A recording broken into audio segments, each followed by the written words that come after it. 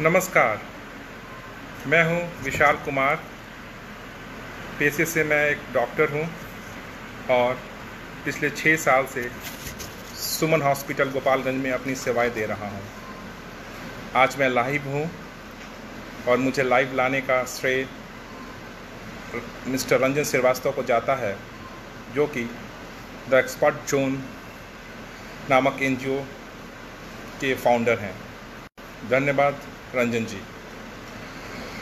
आज मैं लाइव आया हूँ।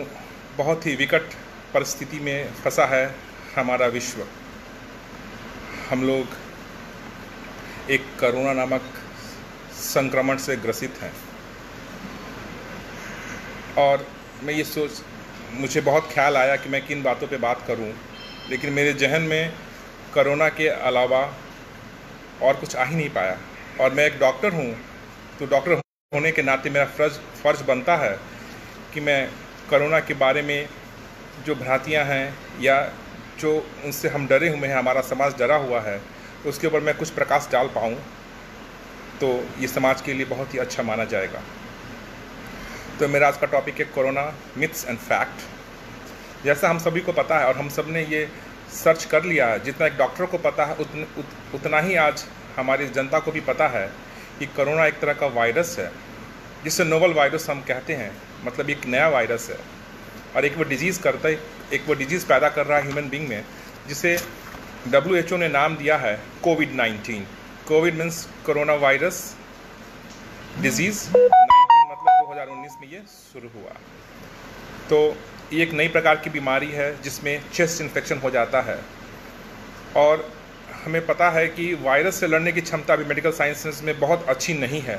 कुछ एंटीवायरल ड्रग्स हैं जो कुछ वायरसों पे काम करते हैं और एक वायरस का अपना तरीका भी होता है। बहुत सारे वायरस खुद से आते हैं, खुद से अपना घर बनाते हैं आपके अंदर और फिर वो निकल भी जाते हैं। लेकिन कुछ वायरस ऐसे होते हैं जो हमेशा के लिए भी आपके शरीर के अंदर रह के और अपना निवास बना लेते हैं। कोरोना किस प्रकार का वायरस है ये बता पाना मुश्किल है, क्योंकि अभी हम लोग शुरुआती दौर में हैं और ये सालों साल लगता है मेडिकल साइंस को एक वायरस के बारे में, एक बीमारी के बारे में अच्छे से पता करना, उसके बारे में वैक्सीन बनाना इत्यादि। तो पूरा विश्व इस पे लगा हुआ है कि हम जल्दी से इसका खोज करें, इसकी वैक्सीन बनाएं, इसकी दवाएं बनाएं, क्योंकि हमारे बच्चे और हमारा भविष्य सुरक्षित हो पाए। तो हमें ये पता है कि अभी इसके लिए कोई डेफिनेटिव ट्रीटमेंट अवेलेबल नहीं है और जितने भी केसेस हुए हैं उससे हम लोग इस निष्कर्ष में निकल पाए हैं कि 70% जो केसेस हैं वो सिम्टोमेटिक हैं, मतलब जिनके अंदर कोई ना कोई प्रकार के खांसी, सर्दी, कोई प्रकार का लक्षण उनके अंदर आता है 70%। बाकी जो 20% हैं, 70% में लक्षण नहीं आता है, वो एसिम्टोमेटिक है और बाकी 20%, 28% लोग सिम्टोमेटिक होते हैं और अल्टीमेटली जो फिटैलिटी है, जो लोग इससे मर जाते हैं, वो करीब 1% है। भगवान करे कि ये और कम हो, हमारे हिंदुस्तान में और भी कम हो। तो जैसा कि इसका कोई ट्रीटमेंट नहीं अवेलेबल है, तो हमें मेन जो काम इसका है वो बचाव करना ही है। बचाव के द्वारा ही हम इससे बच सकते हैं और इन WHO ने बहुत सारी गाइडलाइंस दी हैं, बहुत सारे टर्म्स उन्होंने इस्तेमाल किए हैं जिससे हम चीज़ को समझ पाए, like social distancing, quarantine, isolation, hand washing, hand rubbing, mask, disinfections. और बहुत सारे हमारे जो गांव के लोग हैं उनको ये पता नहीं होता ये क्या है। तो मैं चाहूँगा कि मैं इनके ऊपर भी थोड़ा सा ये डालूँगा, अपना बताऊँगा मैं कि ये और क्या है। तो जहाँ तक सोशल डिस्टेंसिंग का सवाल है, मेरे हिसाब से सोशल डिस्टेंसिंग एक बहुत ही एक्यूरेट शब्द नहीं है इसके लिए। अगर हम लोग इसको फिजिकल डिस्टेंसिंग कहें तो ये ज़्यादा अच्छा होगा, क्योंकि हमें पता है, हमें बचपन से पढ़ाया गया है कि human is a social animal. तो मनुष्य एक सोशल एनिमल है, तो अगर उसको सोशल डिस्टेंसिंग हम करा देंगे अगर ह्यूमन बींग से, तो हो सकता है कि वो एनिमल ही ना, वो इंसान ही ना बचे और उसके अंदर लोनलीनेस आ जाए, वो डिप्रेशन में चला जाए। तो इसीलिए आप सोशली जुड़े रहिए, मोबाइल से, सेल फ़ोन से, व्हाट्सएप से, फेसबुक से, लेकिन आप जो फिजिकल डिस्टेंसिंग है उसको करिए। इसके लिए गाइडलाइन दिया है हमारे WHO ने कि आपको 6 फीट अवे रहना है एक दूसरे से, और आप 6 फीट अवे रहते हैं, कोई गैदरिंग नहीं करते हैं, तो ये एक गोल अचीव हो जाता है। दूसरा फिर गोल होता है मास्क का। मास्क बहुत ही इंपॉर्टेंट है। जैसा कि हमें पता है कि ये जो है ड्रॉपलेट इन्फेक्शन है, ये खांसी करने से या जोर से बोलने से या छींकने से ये उड़ के सामने के लोगों के ऊपर जाता है और इन्फेक्शन फैलाता है। तो हमें मास्क पहनना है अब ये आपने देखा होगा टीवियों में हमारे पत्रकार, हमारे डॉक्टर्स, हमारे तरह तरह के लोग, जर्नलिस्ट और कॉमन लोग भी तरह तरह के मास्क पहनते हैं।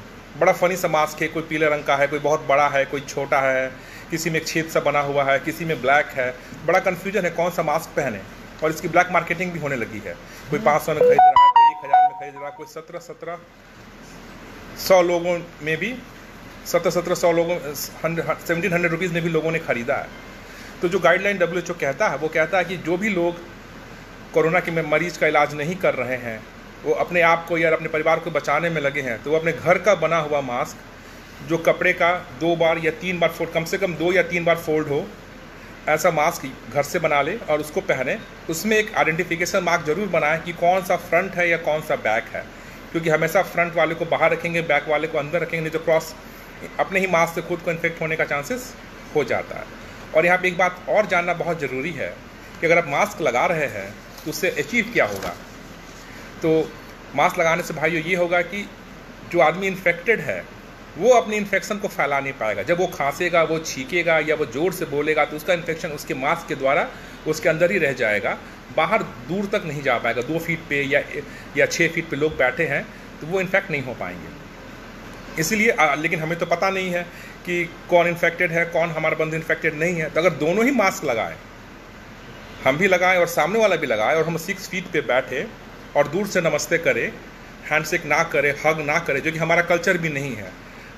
हमारे अगर बहुत लोग इसका ये करते हैं कि हम लोग इतना बचे हुए क्यों हैं, जिससे हमारे कल्चर का भी बहुत बड़ा योगदान है। हम हग नहीं करते किसी को, हम लोग दूर दूर बैठते हैं, पार्क में भी जाते हैं तो लोग अलग अलग बैठते हैं, तो जो कि हमारा एक सोशल एक हमारा कल्चर है, वो उसने भी हमें बचाने का बहुत सारा हमें बचाया है इस बीमारी से, और लॉकडाउन का तो रोल है ही इसके अंदर। तो ये मास्क की फिलहाल बात है, कोई भी सिंपल सा मास्क। हाँ, एक और बात हो जाती है बीच में, हमारे आदरणीय प्रधानमंत्री जी ने कहा कि आप वो गमछा लगाओ मुंह के ऊपर, तो बहुत सारे भाई बंधु हमें मिल जाते टकराते, कहते सर ने तो कहा था गमछा लगाने के लिए, आप कह रहे हैं मास्क लगाओ। तो गमछा लगाने में कोई बुराई नहीं है। गमछा लगाने में एक ही बुराई है कि उसमें आप ये आइडेंटिफाई नहीं कर पाते, कभी गमछा आपने बांधा हुआ गमछा खुल के गिर गया नीचे, तो जब दोबारा बांधोगे आप तो ये नहीं पता कर पाओगे कौन सा भाग आगे था, कौन सा भाग पीछे था, और फिर आप ही अपने गमछे से इन्फेक्ट हो जाओगे।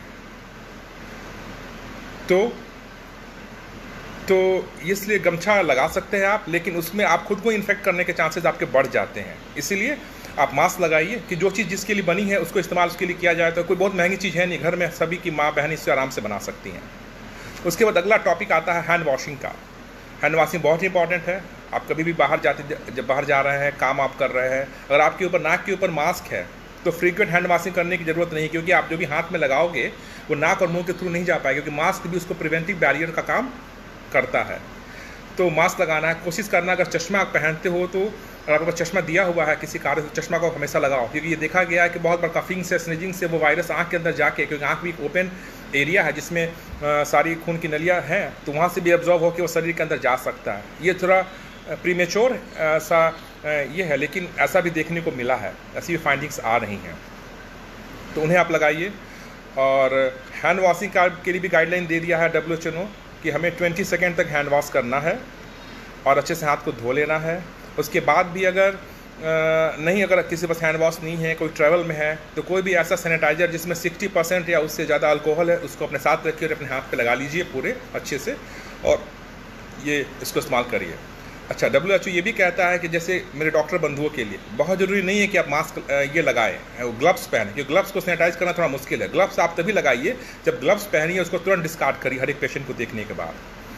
तो उससे अच्छा है कि आप हाथ को सैनिटाइज करते रहें, अपने पेशेंट्स को मास्क के अंदर रखिए, खुद भी मास्क के अंदर रखिए। और एक चीज़ बहुत ही इंपॉर्टेंट आती है बात कि व्हाट इज़ एक्सपोजर टाइम, कितने देर तक आप पेशेंट के साथ रहोगे तो एक्सपोज होगे। जैसे सारे इन्फेक्शियस डिजीज़ के लिए, ट्यूबरक्लोसिस के लिए, HIV के लिए या और भी बीमारी के लिए एक्सपोजर टाइम होता है। तो ये देखने में आया है, एक नॉर्मल एक जनरल कंसेंसस बनी है कि अगर आप 30 मिनट तक कोविड पेशेंट के साथ रहते हो तो बहुत ज़्यादा चांस है, मास्क आपने नहीं लगाया है, काफ़ी नज़दीक से इंट्रैक्शन कर रहे हो, तो बहुत ज़्यादा चांस बनता है कि आप इन्फेक्ट हो जाओ। इसलिए अगर आप पेशेंट देख रहे हैं तो आप पेशेंट को देखिए। उस समय पेशेंट से जब आप उसको इंस्पेक्ट कर रहे हो, टच करने की ज़रूरत पड़ रही है तो उसको टच करो, लेकिन उनसे उस समय बात आप ना करें। जब भी आप उनसे बात करें तो उनको थोड़ा दूर बैठा के 6 फीट पे बैठा के उनसे आप बात करें, और अपने पेशेंट्स को जरूर मास्क पहनाएं। ये डॉक्टर की बात हो गई, थोड़ा सा ये मौका लगा तो मैंने डॉक्टर के लिए भी, क्योंकि मैं डॉक्टर हूँ। और तीसरी चीज़, एक और बात बहुत इंपॉर्टेंट है कि हमें ये सरफेस से भी फैलता है। सपोज कि किसी ने कोई खांसी कर दी, कोई छींक दिया और वो आपके टेबल पे आ गया या नॉब पे आ गया या दरवाजे के हैंडल पे आ गया, उसे डिसइंफेक्टेड करना बहुत ज़रूरी है। या आपके वॉल पे आ गया, तो उसके लिए आप घर पे बहुत आसानी से जो ब्लीचिंग पाउडर होता है आपके पास, ब्लीचिंग पाउडर जिससे हम कपड़े को ब्लीच करते हैं, सफ़ेद रंग लाते हैं कपड़े में, उसको आप यूज़ कर सकते हैं। और आप क्या करें कि 5 टेबल स्पून ब्लीचिंग पाउडर को ले, 5 टेबल स्पून आराम से अवेलेबल होता है, और उसे आप 4 लीटर पानी में मिला दें, तो आपका एक डिसइंफेक्टेंट तैयार हो जाएगा। घर का मेड जो कि बहुत ही सस्ता है, उसके लिए आपको कहीं जाने की ज़रूरत नहीं है, कहीं से भी कोई महंगा डिसइंफेक्टेड हाइपोक्लोराइड सॉल्यूशन खरीदने की ज़रूरत नहीं है। 4-5 चम्मच, याद रखें, 5 चम्मच ब्लीचिंग पाउडर बड़े चम्मच से 4 लीटर पानी में मिलाइए, घोलिए उसको और उसको स्प्रे करिए, उसी से सर आप सरफेस को अच्छे से क्लीन कर सकते हैं। ये तो बात हो गई कि हम लोग कोरोना से कैसे बच सकते हैं। लेकिन कोरोना से बहुत सारी मिथ भी फैली हुई, बहुत सी भ्रांतियाँ फैली हुई हैं। एक सोशल स्टिग्मा हो गया है, कोरोना पेशेंट भगाओ, कोई कोरोना हॉस्पिटल कोई आ गया है भाई इसको दूर करो। एक छुआछूत वाली बीमारी का रंग ले रही है, इससे बचना है। इससे क्या होता है कि हमारे भाई बंधु डिप्रेशन में चले जाते हैं, और हमें बहुत बार ये भी सुनने को मिला है कि बहुत सारे पेशेंट ने क्वारंटाइन सेंटर से कूदकर या कहीं से कूदकर या हॉस्पिटल से कूदकर जान दे दी। इसलिए ऐसा कुछ नहीं करना है। उनसे लड़ने के लिए हमारे कोरोना वॉरियर्स हैं जो उनसे लड़ रहे हैं। हो सकता है कहीं पे कुछ कमियां रही होंगी, हमेशा हम परफेक्ट नहीं होते हैं, उसी से मिलकर, लेकिन किसी भी कारण में कोई भी एक जान नहीं जानी चाहिए हमारे सोशल स्टिग्मा के कारण, नहीं तो हम अपने आप को जवाब नहीं दे पाएंगे। तो कुछ और बातें हैं जो कि मैं कहना चाहूँगा, कुछ मिथ्स हैं, कुछ लोगों की क्वेरीज हैं कि क्या ये खाने से फैलता है। तो नहीं, ये खाने से नहीं फैलता, अभी तक ये प्रूफ नहीं है। लेकिन अगर आप बाहर से खाना मंगा रहे हो किसी डिलीवरी बॉय से या कुछ चीज़ से, और वो खाना लेके आ रहा है, आने में ही उसे कहीं कोरोना है और उसने छींक दिया और उस डब्बे पे वो छींक पड़ गया, फिर आपने उस डब्बे को से ले लिया और फिर वो हाथ से लेकर अगर आपके नाक के ऊपर चला जाए तो फैलने के चांसेस बनते हैं। लेकिन हमारे यहाँ हॉट कंडीशन है, तो हॉट कंडीशन में ड्रॉपलेट के इवेपोरेट होने के चांसेस बहुत ज़्यादा होते हैं। और जो भी वो डब्बा भी है उसका, वो हॉट है और उस पर थोड़ा भी ड्रॉपलेट गिरेगा, खांसी करेंगे या छींक करेंगे तो जल्दी इवेपोरेट हो जाता है वहाँ से। तो ये देखने को मिला है। अभी इसके ऊपर कंफर्म हम लोग तो नहीं है, लेकिन जैसा ट्रेंड दिख रहा है बीमारी का हिंदुस्तान में और हिंदुस्तान से बाहर, कि ये कोल्ड क्लाइमेट में ज़्यादा तेज़ी से प्रोग्रेस कर रहा है बनस्पत की हॉट एंड कंडीशन में। तो जो हॉट कंडीशन है हम लोगों का यहाँ पे कम प्रोग्रेस कर रहा है। और इसके और एग्जांपल्स भी हैं, जैसे कि कॉमन कोल्ड एंड कफ है, इन्फ्लुएंजा वायरस, ये सब देखा जाता है कि जो यूरोपियन कंट्रीज है, कोल्ड कंट्रीज़ में ये ज़्यादा फैटिलिटी करता है, ज़्यादा लोगों को मारता है बनस्पत की हमारे यहाँ। तो ये एक चीज़ पॉजिटिव है जो हमारे हिंदुस्तान के लिए ये पॉजिटिव साइन है, और भगवान करे कि हमारे यहाँ स्प्रेड उतना ना हो और हम लोग सुरक्षित रहें, स्वस्थ रहें। तो इसलिए घबराना नहीं है, सबको मिलजुल के इस कोरोना से लड़ना है। हाँ, जो उम्रदराज लोग हैं, 65 ईयर एंड ओल्ड हैं, डायबिटिक है, हाइपरटेंशन, उनको थोड़ा बच के रहना है, क्योंकि उनके साथ और बीमारियां जुड़ी हुई हैं, तो उनके लिए ये बीमारी थोड़ी सी घातक हो सकती है। और ऐसा नहीं है कि हम बच्चे हैं और हमें इन्फेक्शन नहीं है तो हम आराम से घूमें, नहीं, बचना सबको है। जब तक कोई वैक्सीन नहीं आ जाता, जब तक कोई प्रॉपर इसका ट्रीटमेंट नहीं आ जाता, तब तक हमें सोशल डिस्टेंसिंग करनी है, जिसको इनफैक्ट आप कहिए कि फिजिकल डिस्टेंसिंग करनी है, और हैंड वॉश करना है, सैनिटाइजर करना है। और धीरे धीरे हमारी सरकार को मार्केट को ओपन भी कर रही है, तो उसी हिसाब से हमें मार्केट जाना है, अपने आप को दूर रखना है। और ये ध्यान रखना है कि किसी भी जगह पे जाए तो आप मास्क पहने, और किसी भी एक जगह पे 30 मिनट तक ना रुकें। कोशिश करें कि 5 मिनट 10 मिनट में फास्ट अपना काम करके वहाँ से निकल जाए। कहीं पे भी अगर 30 मिनट से ज़्यादा रुकने की आवश्यकता पड़ती हो तो उस जगह से बाहर आ जाएँ, क्यों में है तो वहाँ थोड़ा हट जाएँ वहाँ, क्योंकि ये देखा गया कि एक साथ एक्सपोजर टाइम है, अगर आप 30 मिनट या उससे ज़्यादा एक ऐसे जगह पे रहते हैं वहाँ कोई कोरोना का पेशेंट है जो वहाँ छींक रहा है या सब क्लिनिकल पेशेंट है, तो वहाँ पे इन्फेक्शन होने के चांसेस बढ़ जाते हैं। इसीलिए क्लोज जगहों पे, जैसे कि एरोप्लेन सरकार ने बंद भी कर रखा है, टैक्सी बहुत ही क्लोज हो जाता है, तो इन सब जगहों में बचना है, और सरकार ने इससे बंद भी कर रखा है। तो एक्सपोजर टाइम 30 मिनट्स है। और ये अच्छा है कि अभी हमारे यहाँ रिकवरी रेट बहुत ही अच्छा है, लिथैलिटी रेट बहुत ही कम है। रिकवरी रेट अभी 40% के आसपास हिंदुस्तान का है, काफ़ी लोग रिकवर हो रहे हैं, तो ये बहुत अच्छी बात है। और मैं एक और बात कहना चाहूँगा कि जब कहीं भी कोई चीज़ होती है तो उसके दो पहलू होते हैं, एक अच्छा पहलू और ख़राब पहलू। हम लोगों ने कोरोना के सारे बुरे पहलू को तो यहाँ पे डिस्कस कर लिया, लेकिन मुझे लग रहा है कि कोरोना से कुछ हम सीख भी सकते हैं, जैसे हैंड वॉशिंग, पर्सनल हाइजीन। हो सकता है कि हमारे माँ पिता ने, मेरे माता पिता ने, हम भी अपने बच्चे को उतना अच्छा से नहीं सिखा पाए थे। अब मैं इस चीज़ को महसूस कर रहा हूँ, जितना अब बच्चे को खुद से पता है उनको कि मुझे 20 सेकेंड तक हैंड वॉश करना है, तो वो लोग काउंट करते हैं 1 2 3 4। वो हमसे ज़्यादा ही तेज़ है मुझे लगता है, और 20 तक ही वो हैंड वॉश करते हैं। इसलिए काउंट करके भी 20 सेकेंड तक हैंड वॉश करना है। पर्सनल हाइजीन पे स्पेशल ध्यान देना है, जो कि हमें कोरोना ही नहीं, उसके बाद में भी आने वाली बीमारी है, जैसे कि फीमेल्स को कॉमनली UTI, पेशाबों में जलन, ये सब होता है, इन सब में उनको मदद कर पाएगी ये पर्सनल हाइजीन। और मुझे लगता है कि गवर्नमेंट भी ज़रूर जागेगी नींद से, और ये करे, ऐसा ज़रूर करेगी कि छोटे छोटे जगहों पे भी जॉब क्रिएशन का वो काम करेगी, कि जिससे ये माइग्रेशन हो रहा है हमारे यहाँ लेबर का, वो ना हो कि इसमें काफ़ी मौतें हो जा रही हैं, काफ़ी लोगों को परेशानी हो रही है। 2 होगी पॉजिटिव। तीसरा अगर हम देखें तो एक ये भी देख सकते हैं कि पूरा वर्ल्ड एक प्लेटफॉर्म पे है, सब लोग मिलकर कोरोना से लड़ रहे हैं, भले डर के मारे ही, लेकिन सब लोग एक दूसरे से मिलजुल के कोरोना से लड़ रहे हैं। तो ये अच्छी बात है, इससे हमें नए मित्र मिलेंगे, नए दोस्त मिलेंगे।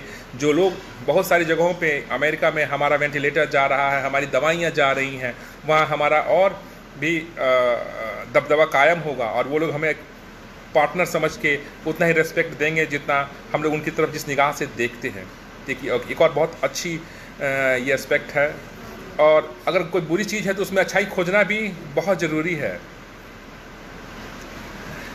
ये बहुत ज़रूरी है कि उसके अंदर अच्छाई चीज़ खोजे, क्योंकि वो अच्छाई ही हमें ज़िंदा रखती है।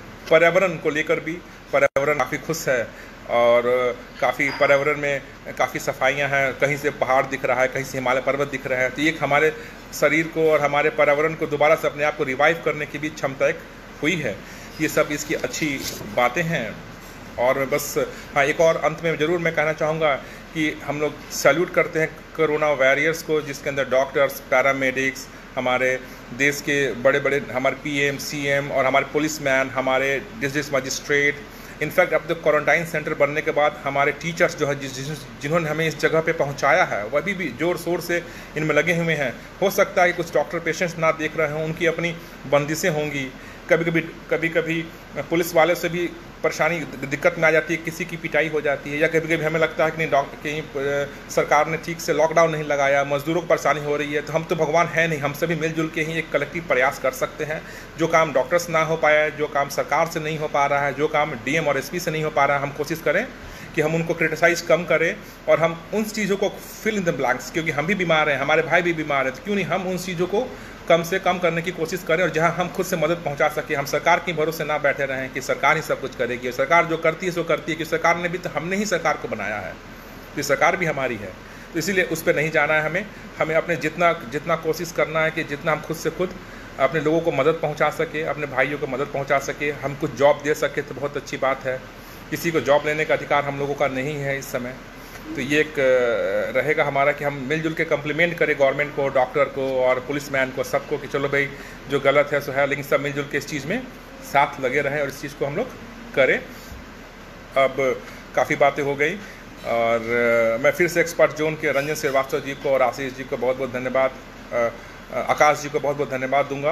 रंजन जी को मैं बारे में आपको बताना चाहूँ कि ये पेशे से मेडिकल रिप्रेजेंटेटिव हैं, लेकिन काफ़ी ये सोशली एक्टिव हैं। इन्होंने मेंस्ट्रुअल हाइजीन और पर्यावरण पर और फीमेल अपलिफ्टमेंट पर, नारियों को अवार्ड देने पर इन्होंने काफ़ी सारा काम किया है। इन्होंने एक बहुत अच्छा काम किया है। जो मूवी पैडमैन आई थी, तो इनको बिहार का पैडमैन भी कहा जाता है, इसलिए कभी मुलाकात हो तो हमेशा गोपालगंज आते रहते हैं, हम लोग से मुलाकात इनकी होती रहती है। काफ़ी बहुत यंग हैं, हमसे भी लगता है 10 साल छोटे होंगे, लेकिन काफ़ी एनर्जेटिक हैं। तो मैं उनको फिर से बहुत बहुत धन्यवाद देता हूँ। आप सभी भाइयों को बहुत बहुत धन्यवाद देता हूँ। मैंने कोशिश करी कुछ मुझे जानकारियाँ जो मैं कलेक्ट कर पाया वो आपसे शेयर करने की, और फिर मुलाकात होगी। धन्यवाद।